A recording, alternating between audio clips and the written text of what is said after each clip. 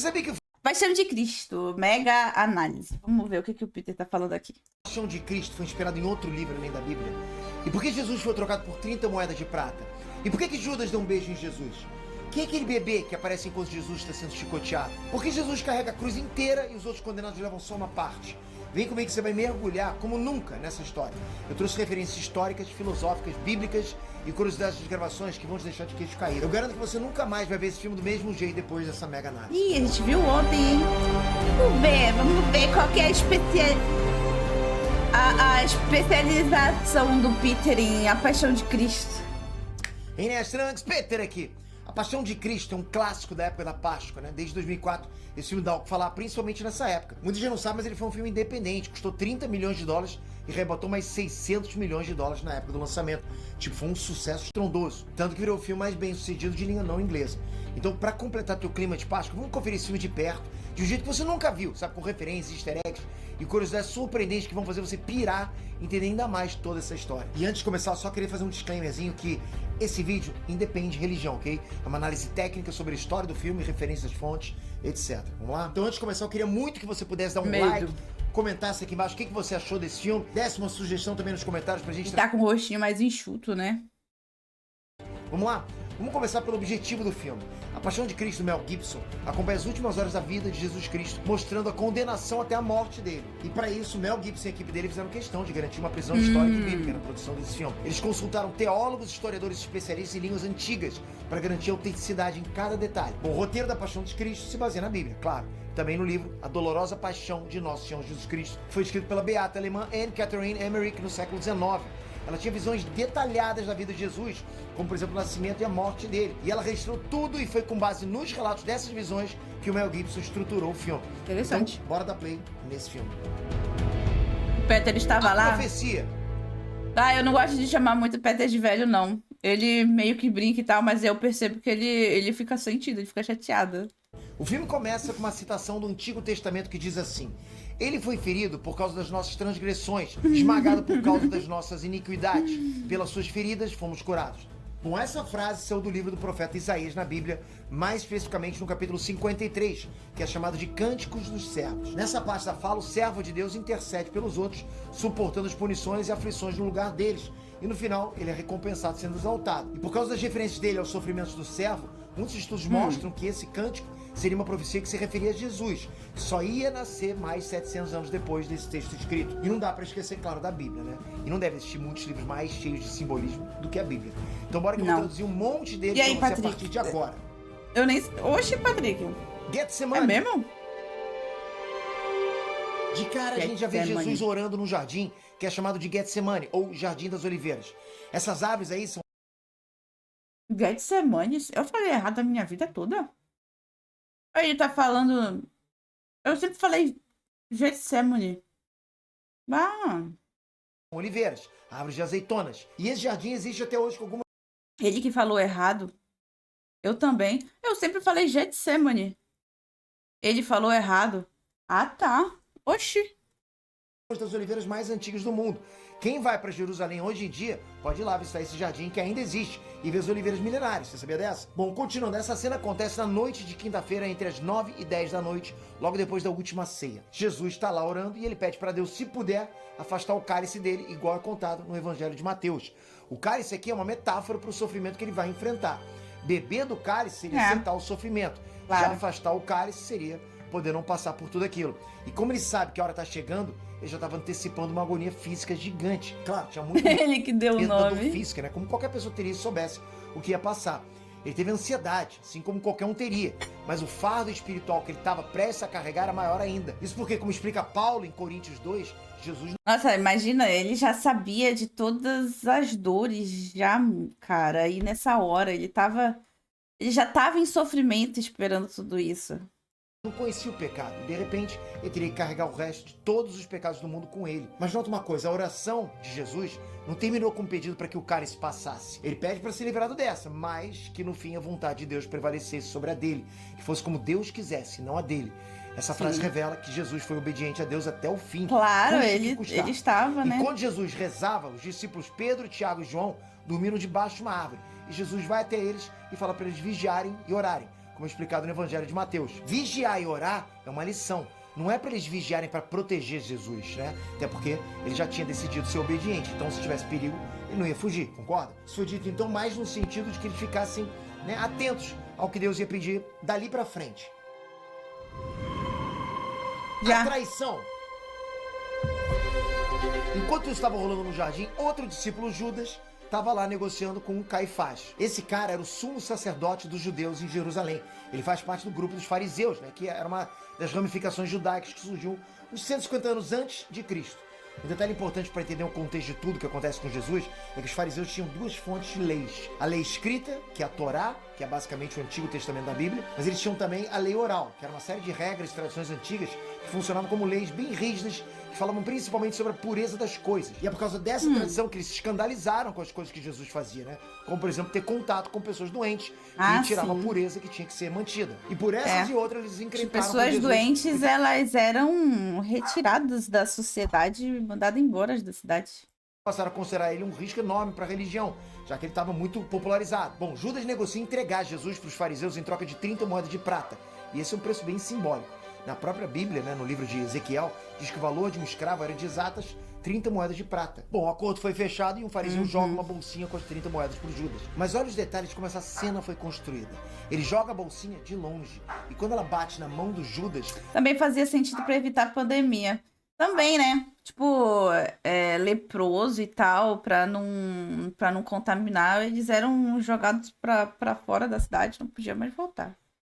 As moedas caem e ele se abaixa para catar as moedas do chão. Essa cena é incômoda. Muita gente nunca parou para refletir o porquê. Os fariseus veem Judas como um cara inferior, né? Já que ele e os outros seguidores de Jesus não obedeciam às leis rígidas que eles acreditavam. Existe nessa cena aí um tom pesado, como se Judas fosse um animal, sabe? No pior sentido da coisa. Por isso eles conversam de longe, jogam o pagamento de longe e no fim Judas está no chão, como um animal que come os restos no meio da rua, né? E os fariseus olham com desprezo pra ele. Por isso que a cena incomoda. Não existe dignidade em Judas nessa Desde a antiguidade, ninguém gosta de X9. cena. Isso constrói uma camada muito X9 morre cedo. densa pra esse personagem. Bom, no final dessa cena, os soldados se aproximam dele e olham ele de cima pra baixo, pra reforçar a superioridade que eles sentiam em relação a Judas. E eles perguntam onde Jesus está. E dessa forma, essa cena termina deixando subentendido o que a gente já Judas sabe. foi Judas com Jesus. Os soldados até Jesus. Imagina você ter feito o maior ato de traição da história e fez o seu nome ser ligado a isso pra toda a eternidade. Total. De volta no jardim, os apóstolos encontram Jesus rezando totalmente apavorado. Quem já teve crise de ansiedade sabe mais ou menos o que ele devia estar passando ali, né? Bom, muita gente notou, mas nessa hora tem muitas sujeirinhas no rosto e no pescoço de Jesus. Tem gente que acha que é sujeira. É sangue, né, Na cara? Bíblia está explicando no Evangelho de Lucas. Quando Jesus entrou em estado de agonia, ele começou a transpirar sangue. Pra quem não sabe, né, suar sangue é possível, e a ciência explica. O nome dessa condição é hematidrose, e ela é uma doença muito rara que pode aparecer em 1 a cada 10 milhões de pessoas. E só acontece se essa pessoa passar por uma situação absurdamente extrema de estresse, sofrimento ou medo descomunal. Além disso, a hemorragia que sai pela pele deixa a pessoa mais sensível ao toque. Ela pode sentir dores fortes se alguém encostar de leve nessas áreas. Agora você pensa, se a surra que Jesus tomou depois agonia. é ser insana de dolorida, imagina depois de ter suado sangue e ficar com essa sensibilidade toda na pele. Muita Mas agonia essa de informação saber o parece que tava foi muito vindo. pior do que a gente imaginava. Capiroto! Vamos Capiroto. passar medo de tudo que tava por vir. Ele usou a palavra mais engraçada possível. Além de ser Deus pra saber de Capiroto. tudo, Jesus também era um homem pra sentir dor pra caramba, né? Ainda vem o capiroto atormentar esse momento pra tentar bagunçar os pensamentos dele. O interessante é que nesse filme o diabo não é nada do que a gente imagina no senso comum. Não tem nada de chifre, rabo, cara vermelha, nem nada disso. Ele é um cara com rosto delicado e quem interpretou esse personagem foi uma mulher. A atriz e modelo Rosalinda Mano, como pode, né? Isso aqui eu fiquei sabendo ontem quando escreveram no chat. Porque assim, eu pensei que como era pra fazer o diabo, né? Eles tinham pegado, sei lá, um rapaz que tinha os traços também meio levemente afeminados e tal, né? Porque não dá pra saber que é realmente uma mulher. Parece um homem com cara de mulher, uma mulher também que parece que também tem cara de homem. Caraca, velho. Não dá pra saber qual é que é o gênero da figura que pegaram pra fazer. alentando. E essa escolha de colocar o Tinhoso com essa figura delicada, sem sobrancelhas, faz uma certa conexão à origem de Lúcifer, que era o mais bonito de todos os anjos. E claro, né, com a tradição de que os anjos não têm sexo. Então, O ficou diabo essa é figura gênero neutro. andrógeno. Já a capa preta que ele usa se refere à decadência, literalmente, porque ele é um dos anjos caídos. Voltando pra cena, Jesus ignora o tinhoso e continua rezando, se joga no chão para continuar rezando, pedindo força para passar por aquilo tudo que estava por vir. E tem um detalhe que muita gente também não viu, mas a pontinha do rabo da serpente aparece saindo de uma das narinas do diabo. E só depois a serpente sai dele e vai rastejando pelo chão até chegar em Jesus. Isso faz referência Interessante isso aí, tá? com o livro de Gênesis. A Bíblia Eu não fiz a ligação de que era o rabinho da serpente no nariz dele. Achava que era um verme, no caso. Assim, interessante essa visão. fala que a serpente era o animal mais astuto de toda a criação. E ela sempre está relacionada ao pecado. Então, achei que era uma larva, né, e tal, normal. Essa ligação com o rabo da serpente e ela saindo, né, embaixo depois. Interessante. Muitas vezes a serpente é associada ao próprio diabo, justamente por causa do lance do Jardim do Éden, Adão e Eva e o fruto proibido. A passagem fala que a descendência da serpente, que é o mal, vai ser esmagada pela descendência da mulher, que é Jesus, que nasceu de uma mulher. E assim acontece. A cobra até se aproxima de Jesus, mas ele se levanta, olha bem na fuça do diabo e esmaga a cabeça da serpente sem dó. Isso é um simbolismo de que o bem vai vencer o mal a partir de Jesus. Spoiler, né? Spoiler, né? A gente vence. O beijo da traição. A cena continua com os soldados fariseus chegando no jardim, e quem guiou eles foi Judas. Jesus não precisava de explicação nenhuma sobre aquilo, tanto que ele deixou rolar, percebeu? Quando um soldado pergunta quem é Jesus, o próprio Jesus se entrega. Mas para provar que era verdade, o combinado era que Judas ia beijar o Jesus verdadeiro. Isso era para que nenhuma outra pessoa se passasse por Jesus e enganasse soldados.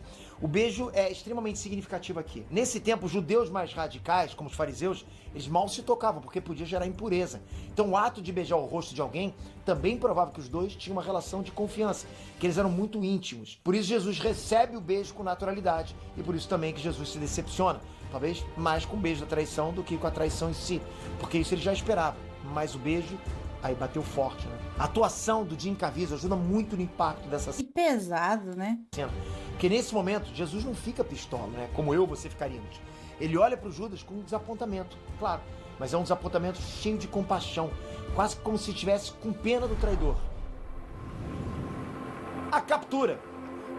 Sabe o peso, Começa uma né, confusão no que isso jardim. Os amigos de Jesus começam a lutar com os soldados porque eles não querem que Jesus seja levado, né? Enquanto isso, Jesus está lá, total resiliente. O interessante é que a descrição no momento em que Jesus entrega às autoridades é narrado nos 4 evangelhos, para você ver como é que isso foi decisivo. Enquanto os guardas prendem Jesus, Pedro, que era o mais esquentado dos apóstolos, pega uma adaga e corta a orelha de um dos guardas, que é chamado de Malco. Jesus, na mesma hora, repreende Pedro, dizendo que quem vive pela espada vai morrer pela espada. Isso é uma lição para dizer que você recebe o que você dá. Então, se você age com violência, também pode sofrer com ela. Repara como Pedro luta por Jesus, galera. Vai só vendo isso. Enquanto dava essa lição, Jesus milagrosamente cura a orelha do Malco. E claro que o Malco fica perplexo nessa hora. E mais uma vez, Jesus age como Jesus, mostrando misericórdia até com quem queria o mal dele. Jesus não fugiu, não argumentou, não reagiu e mesmo assim os guardas prenderam ele com violência. Enquanto os discípulos fogem, os guardas prendem Jesus e espancam ele no caminho. Mas isso era só o começo da violência que iria passar nas próximas horas. Isso teria acontecido por volta da meia-noite de quinta para sexta-feira. Coração de mãe. Nesse momento, Maria estava em casa e acorda de repente muito assustada, como se ela estivesse sentindo que alguma coisa ruim tivesse acontecido com o filho dela. E ela pergunta por que aquela noite é diferente de todas as outras. Maria Madalena estava junto com ela e responde que é porque um dia eles foram escravos e não vão ser mais. Para muita gente isso aí pode parecer uma conversa desconexa, mas essas falas entraram no filme por sugestão da atriz Maya Morgenstern, a que interpretou Maria, mãe de Jesus. Esse diálogo faz parte de um momento judaico chamado Seder da Páscoa e é parte de um jantar cerimonial que lembra a história do livro de Êxodo e a libertação do povo escravo de Israel do Egito sob a liderança de Moisés. E isso se conecta com o projeto que Jesus está colocando em prática nesse momento, com sacrifício para libertar a humanidade do pecado. Então, citar um trecho do ritual da Páscoa judaica mostra que Jesus estava lá, dando um novo significado para a Páscoa, que é a Páscoa cristã até hoje. Continuando, João chega de surpresa assustando as duas Marias e conta para elas que Jesus foi preso. A mão da corte. Interessante saber de onde veio Os essa guardas cena. levam Jesus para o Sinédrio, que é tipo a Suprema Corte dos Judeus. Lá que aconteciam as assembleias legislativa e judicial de Jerusalém. Esses sacerdotes eles cuidavam tanto da aplicação das leis judaicas quanto de funções políticas, religiosas e educacionais na época. Nisso, Maria Madalena e alguns discípulos foram lá no pátio do Sinédrio para acompanhar o julgamento no meio da madrugada, que era um lance muito fora do normal. Bom, com esse tumulto, os soldados romanos já ficam de olho prevendo que a confusão poderia escalar. Antes do julgamento começar, Jesus tem uma lembrança de um dia comum, trabalhando como carpinteiro. Esse flashback é uma livre inspiração, é uma cena cotidiana que serve para reforçar o sentido da vida humana de Jesus. Ele trabalha... Cara, todo filme ele toca muito, né? Mas os flashbacks, eles. Como pode tudo estar na dose certa no filme e na hora certa? Os flashbacks também são muito emocionantes, cara. A mãe pede para ele se limpar para almoçar, ele diz que está com fome, eles riem juntos. Isso serve para lembrar a gente que Jesus também viveu uma Toca vida no como qualquer um de nós. fundo da alma. Acusações. O julgamento começa e os fariseus acusam Jesus de ser um agitador e também de blasfêmia. Ela indo levantar ele, criança, depois da cruz. Sim, o paralelo, que ele fez com o sentimento de mãe. Dela indo pegar ele criancinha quando cai, e aí depois correndo pra pegar ele quando ele cai com a cruz. Aquilo é de... Meu Deus, aquilo é de cortar o coração. Blasfêmia. Seria uma grande ironia, né? Porque como é que poderia Deus blasfemar contra ele mesmo, né? Já que Jesus é Deus. Mas na compreensão deles ali, as novidades que Jesus trazia nos ensinamentos dele iam contra as leis antigas da religião. É desse... Bom dia, princesa, marca de beijo, coração cintilante. Meu Deus. Obrigada, Lipzone. Muito obrigada pelos R$2.000. Meu Deus. Ah lá, tá vendo? Meu Deus, muito obrigada pelos R$2.000. Obrigada mesmo. Mesmo. Ah lá, ó. Só Deus mesmo, né? Só Deus. Deus é bom. Deus é bom. Deus é bom. Muito obrigada. Eu estava precisando de R$2.000. Muito obrigada. Muito obrigada. Sai do fake lavagem de dinheiro do PCC. Bom dia, princesa, marca de beijo. Muito obrigada. Deus é bom. Contexto entre... Pra pagar o show do Coldplay. Sim, pra pagar tudo que deu errado também, né? Pra pagar tudo que deu errado. Mais um mês sem arrumar emprego no Japão. Pô! Cara, ô Patrick, eu já tô precisando arranjar um trabalho de bico, tá? Vou te contar. É duro viver. Entre blasfêmia e leis, Ser um adulto funcional é complicado. que vem um debate sobre Abraão entre Jesus e os fariseus no capítulo 8 de João, já que eles não viam Jesus como Messias e nem como Deus. Ainda sobre o filme, Jesus ouve tudo quieto e o sumo sacerdote manda ele se defender. A resposta de Jesus é que ele já ensinou tudo que tinha que ensinar, e se eles quisessem saber alguma coisa, era só perguntar para quem ouviu ele. Isso demonstra que a essa altura Jesus já tinha cumprido toda a fase de ensinamentos e que também ele não tinha interesse em interferir no que ia acontecer dali para frente. O debate continua, muitos sacerdotes acusando, outros defendendo, gente sendo expulsa, até que ele admite que é o Filho de Deus. Aí a casa cai.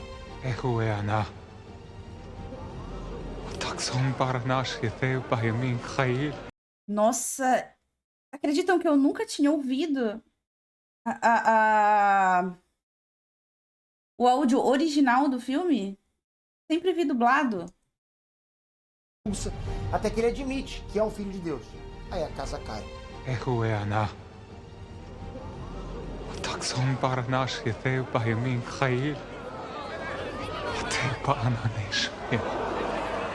Caifás fica tão doído com essa blasfêmia que ele rasga as próprias roupas de raiva e Jesus começa a ser espancado ainda ali, no Sinédrio. Ainda nessa confusão, Pedro, mesmo que lutou por Jesus com a adaga, Jesus não falava negou português. 3 vezes que conhecia Jesus. E assim mais uma profecia se cumpriu.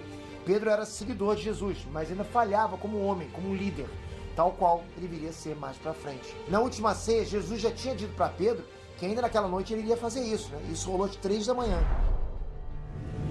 Remorso. Judas ficou morrendo de culpa e tenta devolver o dinheiro para libertar Jesus, mas não adiantava mais. Judas se livra das moedas e vai embora.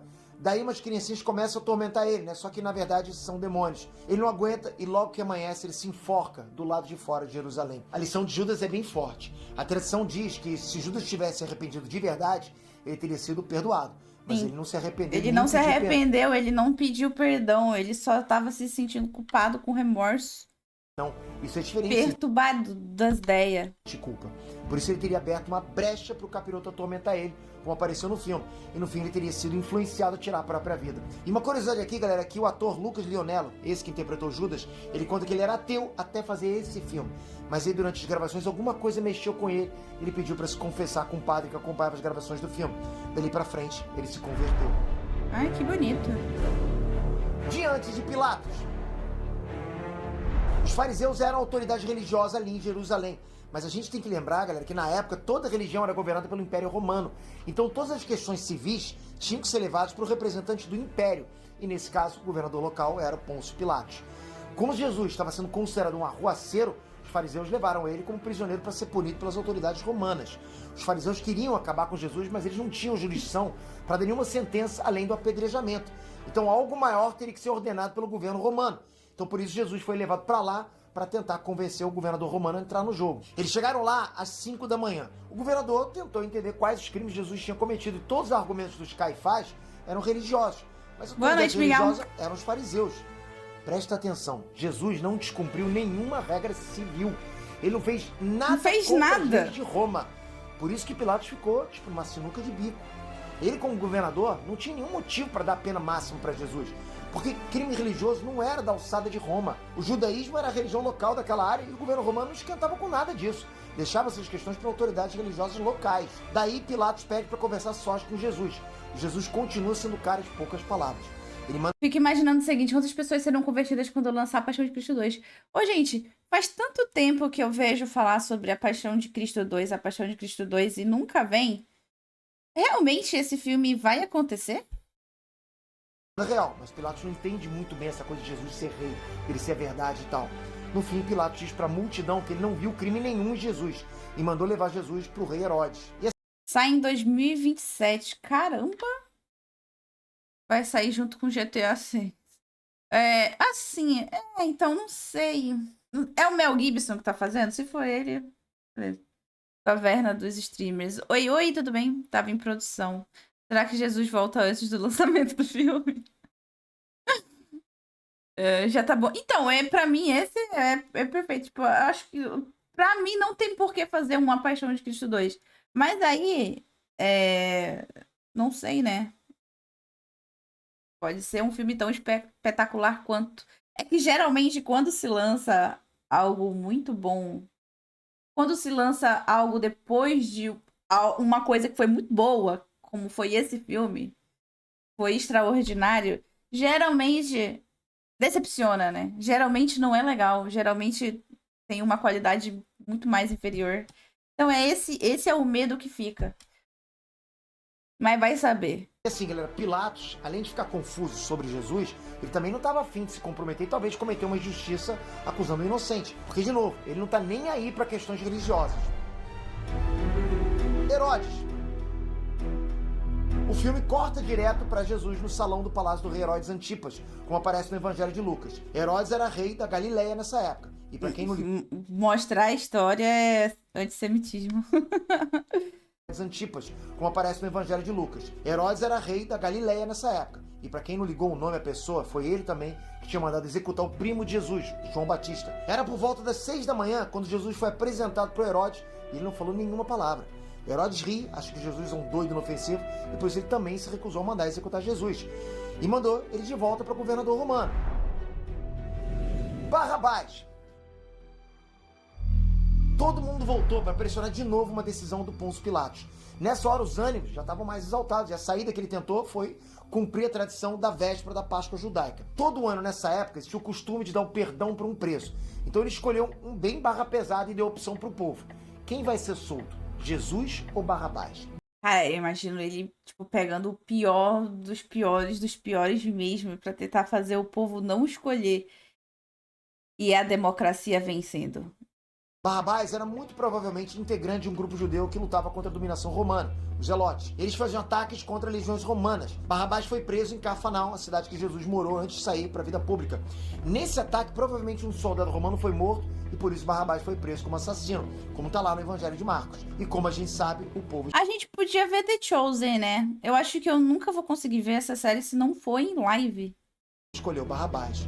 Soltem Barrabás. Também não sei o quão grande ela está.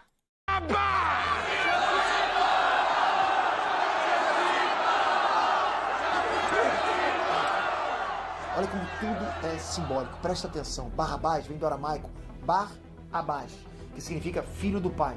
Guarda isso. Na teologia, Barrabás simboliza a gente, os humanos. Somos cheios de pecado. Barrabás ia ser executado na pena de morte também, mas Jesus estava lá e pegou o lugar dele para libertar os filhos do pai enquanto Jesus foi sacrificado na cruz. Profundo isso, né? E o ator que interpretou Barrabás se chama Pietro Sarubi, e ele conta que ele não se importava muito com religiosidade na época do filme. Ele aceitou o papel para ter a oportunidade de trabalhar com Mel Gibson, além de querer um papel mais importante, né? Que por osmose traria mais dinheiro para ele atuar. E nessa cena de libertem o Barrabás, o Mel Gibson teria instruído ele a não olhar diretamente pro Jim Caviezel durante a cena. Isso porque ele sabia que a figura ali do Jesus estava comovendo todo mundo, e o Barrabás não podia ser afetado por isso. Bom, o Barrabás aparece numa única cena, e mesmo sendo diferente do que o diretor pediu, o Pietro cruzou o olhar com o Jim Caviezel. E esse olhar foi o corte final do filme. E olha que loucura, segundo o Pietro, segundo o ator, quando ele olhou pro Jim Caviezel, ele sentiu a presença do próprio Jesus Cristo olhando para ele com ternura, misericórdia e amor. Não tinha ódio, não tinha nenhum ressentimento naquele olhar, só amor, misericórdia e ternura. Desde aquele dia, o Pietro Sarubi se considera convertido. Ele até lançou um livro chamado De Barrabás a Jesus, convertido por um olhar. A flagelação. O filme já estava bem pesado até aqui, mas de agora pra frente ele vai escalando a violência no nível que muita gente não consegue nem aguentar ver, assistir. É pesado demais. Pilatos tentou todas as artimanhas que podia para livrar Jesus, mas como o povo ainda estava muito inflamado, querendo castigar ele, Pilatos então mandou flagelar. Ou seja, uma sessão de chicotadas bem severa para ver se os fariseus se davam por satisfeitos. A flagelação começa por volta das 9 da manhã, e nesse filme as chicotadas por si só já são muito impactantes. Mas durante a flagelação, Jesus cai e todo mundo acha que ele desistiu. Daí ele se levanta e surpreende todo mundo, e o castigo fica ainda mais severo. Isso é para mostrar a dignidade que Jesus teve que cumprir a sentença. Em momento nenhum, Jesus se desespera do jeito que a gente se desesperaria. E uma curiosidade das filmagens é que o ator Jim Caviezel foi atingido sem querer por algumas chicotadas dessas aí, e teve ferimentos reais nessa cena. Feriu de verdade o ator, que teve que ser hospitalizado. Uma das chicotadas fez uma ferida com 35 centímetros nas costas dele. Nessa cena também fica evidente, pela primeira vez, o físico do Jim. Nem tinha como não machucar, né? Foi fezol. Ele emagreceu quase 15 quilos para interpretar esse papel. Um destaque dessa cena também é Maria, a mãe de Jesus, que assiste boa parte do castigo. E ela também não dá nenhum escândalo. Ela também mantém a dignidade acima de tudo, com muito sofrimento. Lógico, né? Mas esse papel representa toda a força no silêncio dela, sem gritaria, apesar da situação extrema de assistir um filho sendo castigado daquela forma. Durante a sentença, Cláudia, a mulher do Pôncio Pilatos, ela leva uns tecidos brancos e entrega para a mãe de Jesus. É uma cena sem nenhuma palavra. Esses tecidos são tecidos de mortalhas. E Maria aceita a gentileza, mas ela usa depois para enxugar o sangue de Jesus do chão. Você entendeu por que ela faz isso? Não é que ela tinha mania de limpeza, mas porque ela sabe que o sangue do filho dela é sagrado demais para ser pisoteado e descartado de qualquer jeito depois que ele saiu dali. O bebê estranho. Bebê estranho. Outra figura que chama muita atenção nessa cena é o bebê estranho no colo do capiroto. Esse bebê sorri durante as chicotadas e é muito incômodo ver isso. Essa parte não está em lugar nenhum da Bíblia, né? Ela é uma licença poética que representa uma alegoria do mal. Bom, o que a tradição conta é que o diabo teve presente durante todo o percurso da Via Sacra e que ele ficou atormentando Jesus de várias formas. Ficou então ali... o fato de ele aparecer como um bebê no colo... debochando. Seria uma forma de provocar Jesus, né? Mostrando que até mesmo o diabo cuida do filho dele, enquanto Deus permite que o único filho dele seja humilhado com tanta brutalidade. Isso seria uma tentativa de quebrar a convicção de Jesus sobre o sacrifício dele. Mas um pouco antes, ainda na hora que Jesus estava lá no pátio do palácio, diante de Pilatos, Jesus olhou para o céu e viu uma pomba voando. E de acordo com a tradição, a pomba é o símbolo do Espírito Santo, como se fosse um sinal claro de que Deus estava ali com ele, que era para ele seguir o plano. E como a gente sabe, ele seguiu. Lava-pés. A cena das chicotadas é interrompida por mais um flashback de Jesus e ele se lembra da noite anterior. Cara, isso é muito forte, velho. Essa imagem do Espírito Santo ali sobre sobre ele é muito forte, porque lá na cruz, antes, alguns segundos antes dele morrer mesmo, né? Ele, ele se questiona porque Deus tinha abandonado ele, né? Porque naquele momento, na verdade, carregou tanto pecado em cima dele, tanto pecado, que naquele momento, só tinha silêncio. Só silêncio. Tipo, realmente Deus estava em silêncio, o Espírito Santo se retirou e ele só estava ali com os nossos pecados, todos. E aí ele morreu. Naquela noite, ele deu as últimas lições diretas para os apóstolos, e entre elas foi o ensinamento do lava-pés, que a partir daí virou uma tradição milenar que dura até hoje. Nessa noite, ele se rebaixa aos pés dos discípulos para limpar os pés deles. Isso era uma função que os escravos faziam. Alguém muito íntimo, né? Com mães e filhos, maridos e esposas, mas nunca amigos. O simbolismo desse ato é que Jesus se coloca na posição de escravo e lava os pés dos seguidores dele como forma de mostrar que ele estava ali para servir e não para ser servido. E ainda com a missão de limpar sujeiras dos humanos.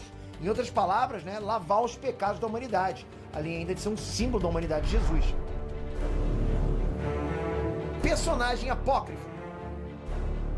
O filme chega na metade com Abenadar aparecendo, brigando com os torturadores porque eles levaram a punição de Jesus longe demais. Esse cara, o Abenadar, ele apareceu nas visões da Ana Catarina Emmerich, e ele teria sido um capitão romano que participou dos eventos da Paixão de Cristo. O nome dele não é citado nos evangelhos canônicos, mas mesmo assim ele é uma figura que aparece com frequência em obras de arte sobre a Paixão de Jesus.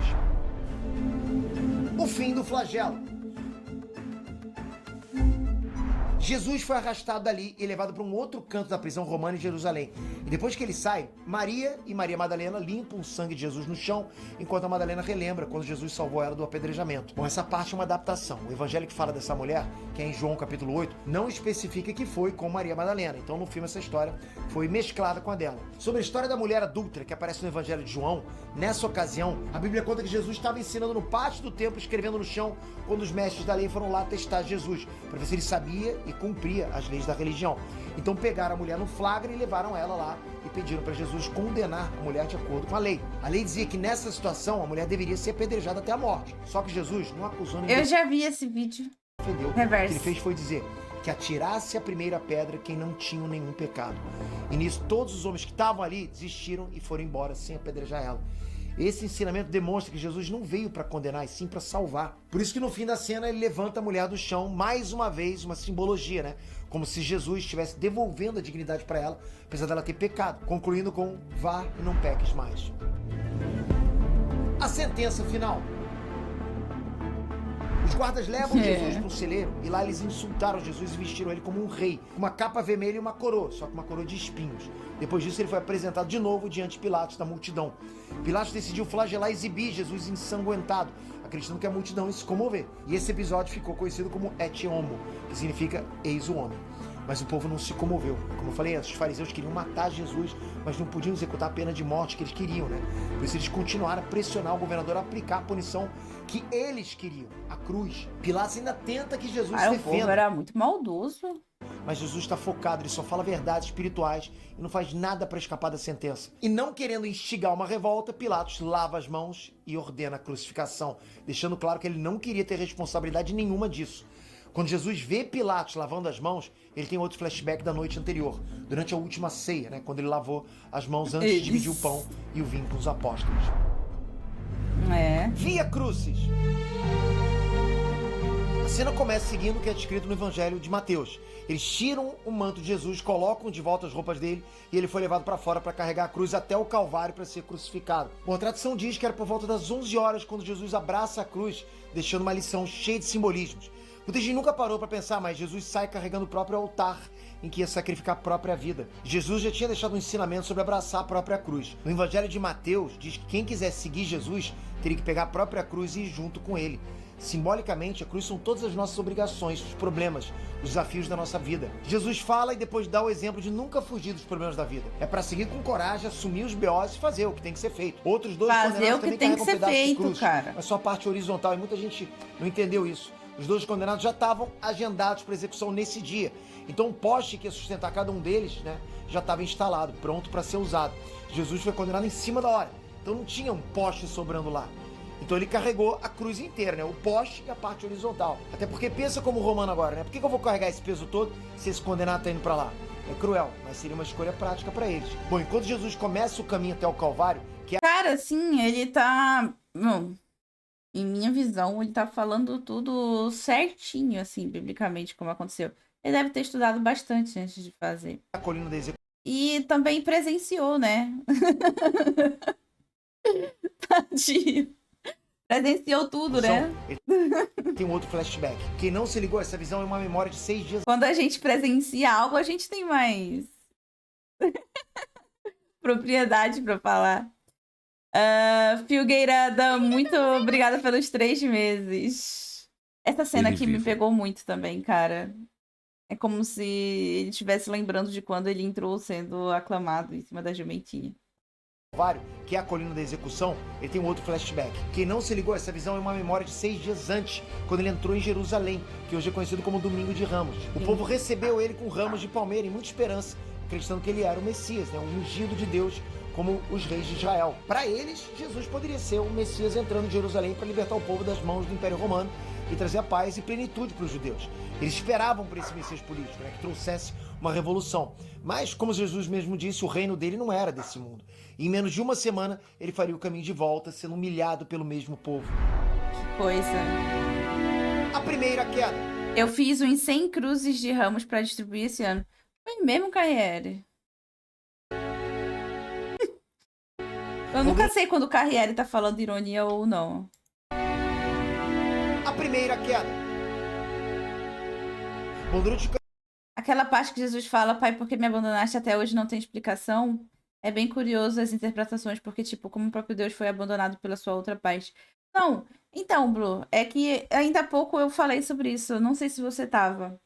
É que ainda há pouco o Peter falou, inclusive, sobre ele ter visto, né, o pombo branco, né, sobre a cabeça dele, que simbolizava o Espírito Santo estando com ele a todo tempo, né? Ali no caminho e na hora do flagelo. Mas naquele momento na cruz, na verdade, que ele pergunta por que Deus abandonou ele, é porque realmente naquele momento o Espírito Santo tinha se retirado e Deus realmente ficou em silêncio. Porque naquele momento tudo foi consumado, né? Os nossos pecados, eles realmente estavam sobre Jesus. Ele tinha pegado tudo para si. Tudo. Meu, seu, do chat. Ele tinha pegado tudo para si e estava sobre ele. Naquele momento, ele estava separado. Deus ficou em silêncio, o Espírito Santo também se retirou.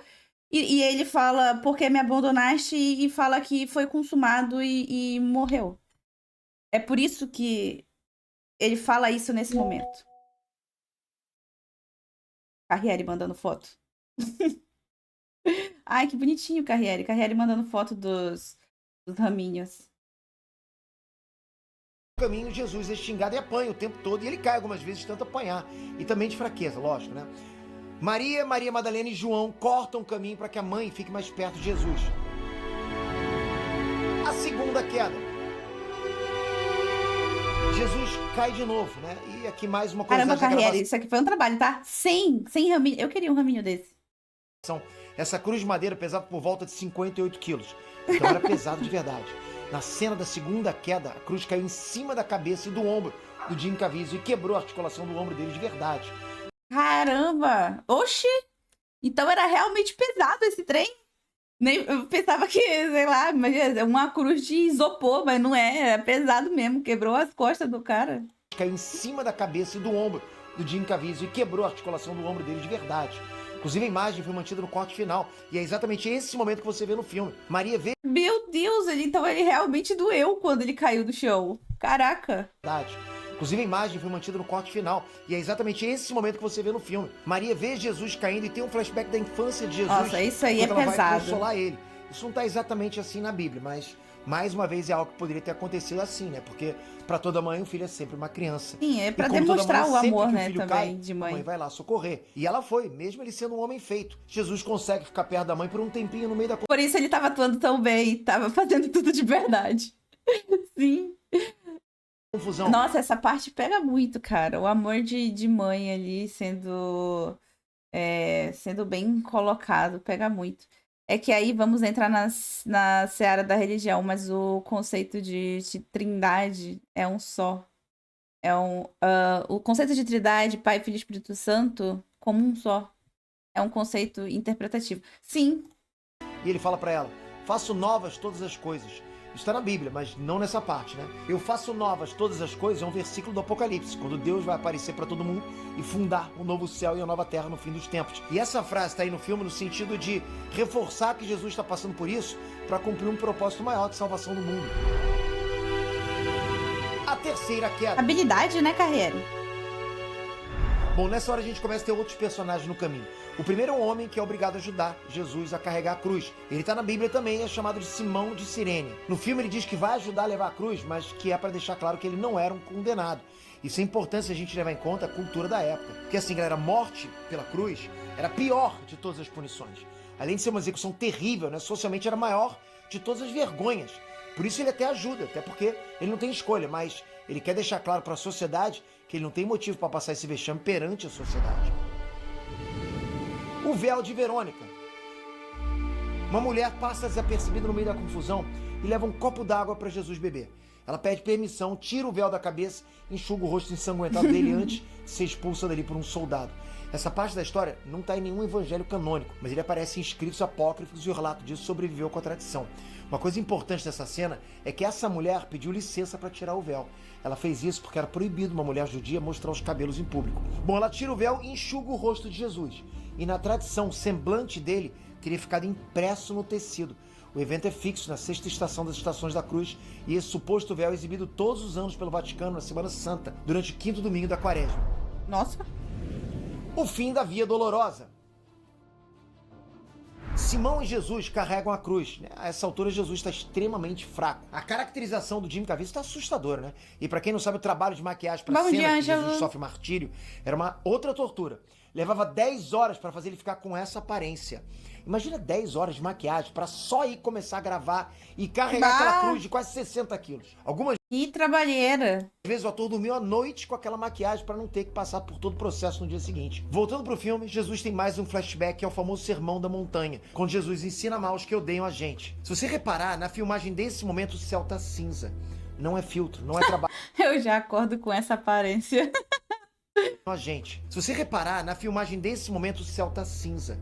Não é filtro, não é trabalho da pós-produção, ok? Tava nublado. Nessa gravação realmente estava um dia nublado. Muita gente não sabe, mas nesse dia o Jim Caviezel foi atingido por um raio.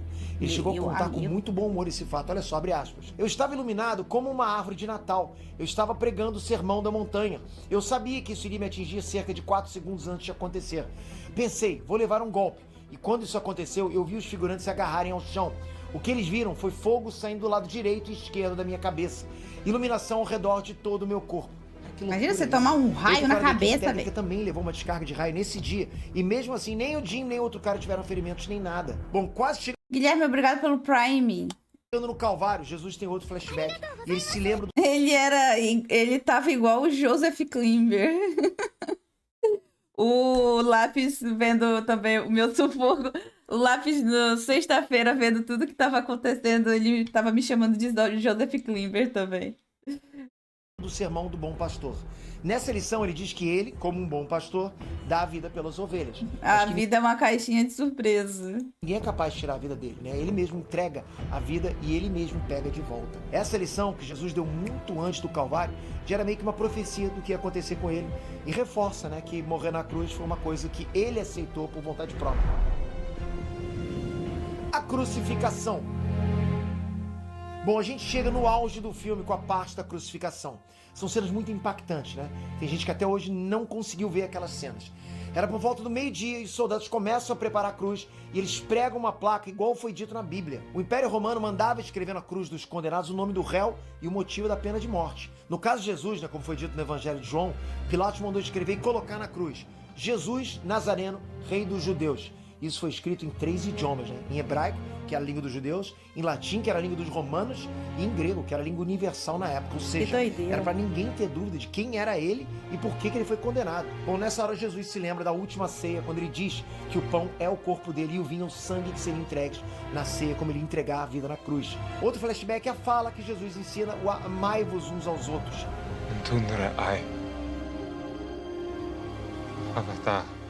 Cara, talvez esse seja o ensinamento mais difícil a seguir. Ou vocês não concordam? Qual vocês acham que é? Eu acho que esse é o ensinamento mais difícil a seguir que tem. E eu não consigo. Eu não consigo.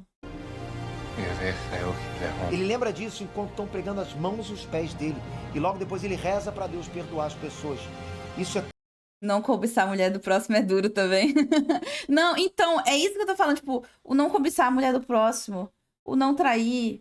Não roubar. Tipo assim, mano, não é difícil. Não é difícil. É só você ter o mínimo de senso e caráter. Tipo, não é difícil.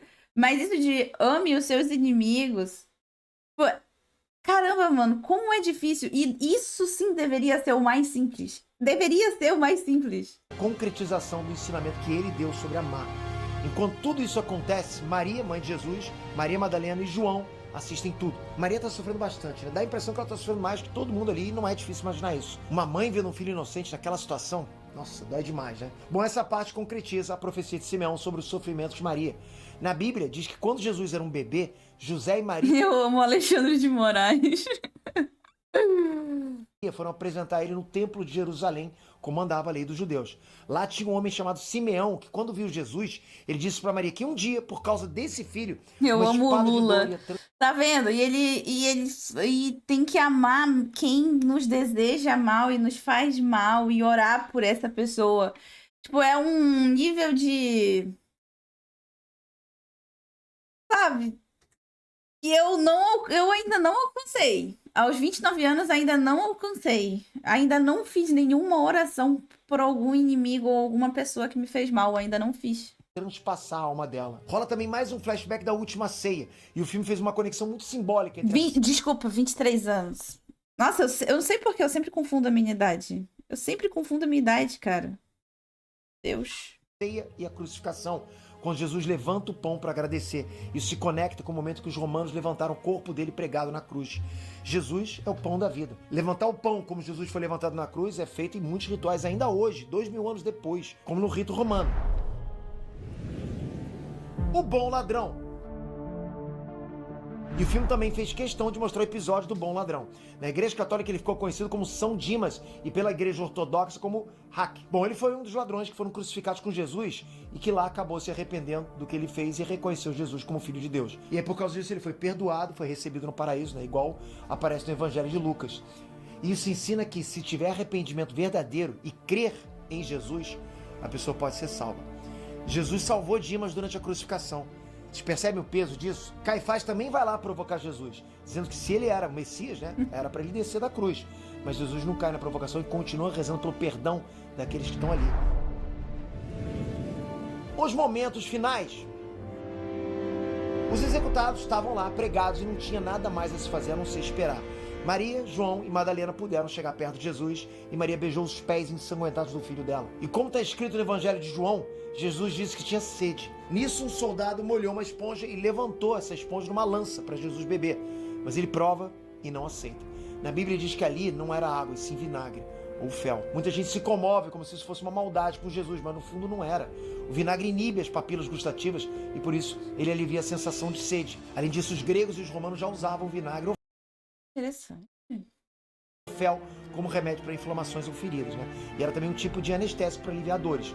Por isso Jesus não aceita o vinagre. para não ter nenhuma substância aliviando a dor dele. Logo depois no filme, Jesus carrega Maria e João. Interessante, tá?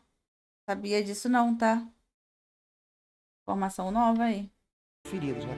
E era também um tipo de anestésico para aliviar dores. Por isso Jesus não aceita o vinagre, para não ter nenhuma substância aliviando a dor dele. Logo depois no filme, Jesus carrega Maria e João para que se cuidem.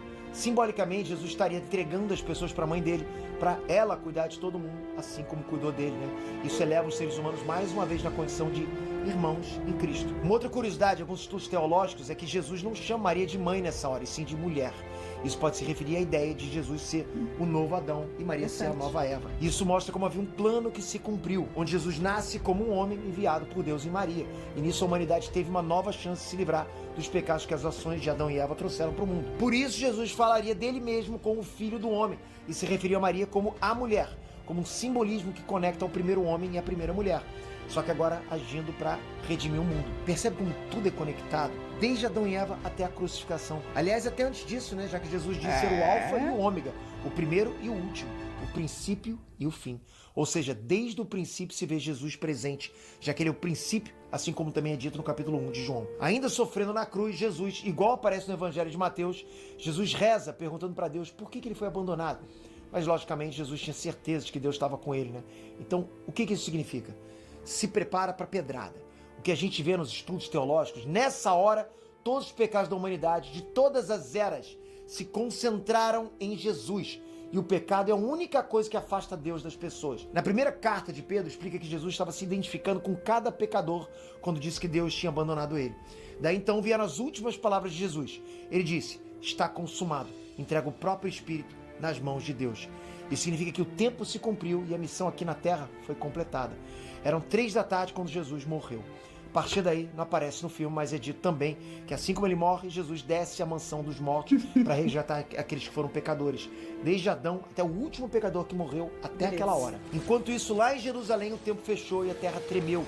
Todo mundo ficou em pânico, mas tinha outros complicadores aí. Jesus morreu muito rápido, né? E o normal era os que eram crucificados não tem como demorassem imaginar. dias para morrer. Além disso, logo ia começar o Shabá.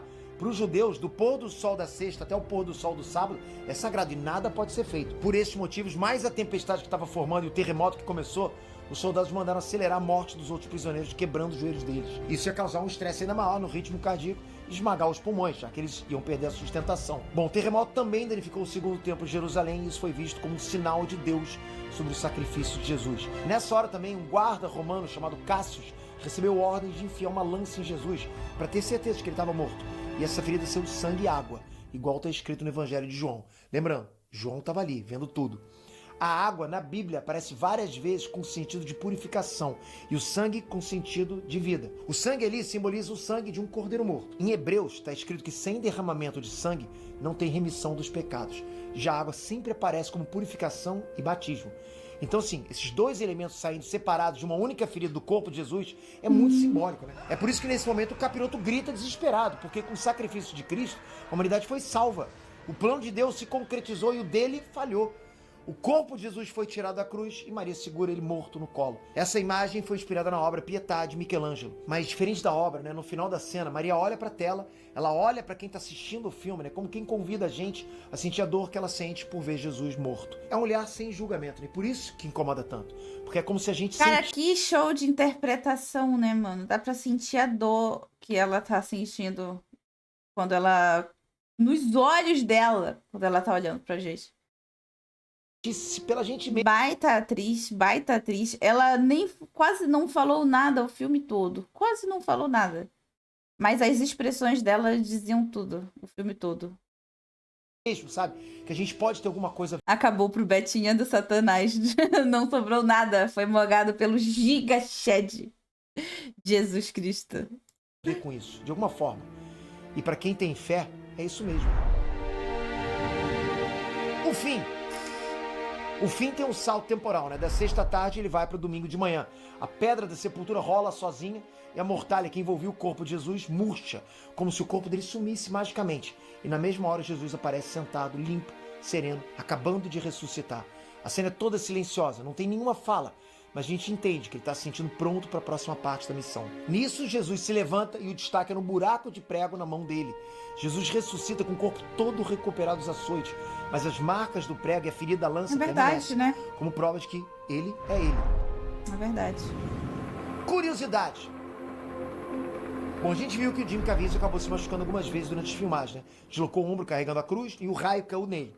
Mas tiveram mais coisas. Durante as filmagens, ele teve crises de enxaquecas severas, teve hipotermia e pneumonia. Os médicos alertaram o Mel Joseph Gibson e ele chegou Klimber. até a sugerir que o processo fosse menos bruto, mas o Jim Caviezel fez questão de seguir em frente do jeito que estava. O Jim chegou a dizer pro Mel Gibson: isso que está me acontecendo é entre mim e Deus. Vamos em frente. Se eu tiver que partir, não terá sido em vão. Não há nada melhor pra mim do que dar minha vida por Jesus Cristo. A cena da que crucificação bonitinho. levou 2 semanas até ser concluída. Só que o perrengue mais perigoso foi na cena que suspenderam ele na cruz. Era inverno na Itália, né, onde isso foi gravado, com temperaturas de até 4 graus negativos. Meu Deus, imagina ficar todo molhado, ensanguentado, né, no caso, de tanguinha, em cima de um negócio, pegando vento. E além da pneumonia e hipotermia que ele sofreu, o inimaginável aconteceu. Outro raio caiu no Jim durante essa gravação. A vida é uma caixinha de surpresas. Caramba, o Joseph Klimber é duro. Que é insano. Bom, espero que vocês tenham curtido essa mega análise. Comenta aqui embaixo o que vocês acharam, o que vocês acham desse filme. Meu Deus, E deem velho. sugestões pra mais filmes nesse quadro. Obrigado Joseph por isso. Klimber. Boa Páscoa pra todos vocês. E até a próxima. Valeu! Boa Fui. noite. Valeu, Peter. Nossa, vídeo maravilhoso, cara. Vídeo muito bom. Teve curiosidades que eu também não sabia. Aquela do Na verdade, acho que é aquela do vinagre. Deixa eu ver o que eu não sabia mais. Assim, que eu não sabia, que eu não tinha ouvido ainda, né, falar. Acho que o vinagre... Bem só. Não falei mais, rapaziada. Cara, meditor, Muito bom. eu tô realmente emocionado com isso, cara. Difícil continuar. Vamos lá. Fala dele.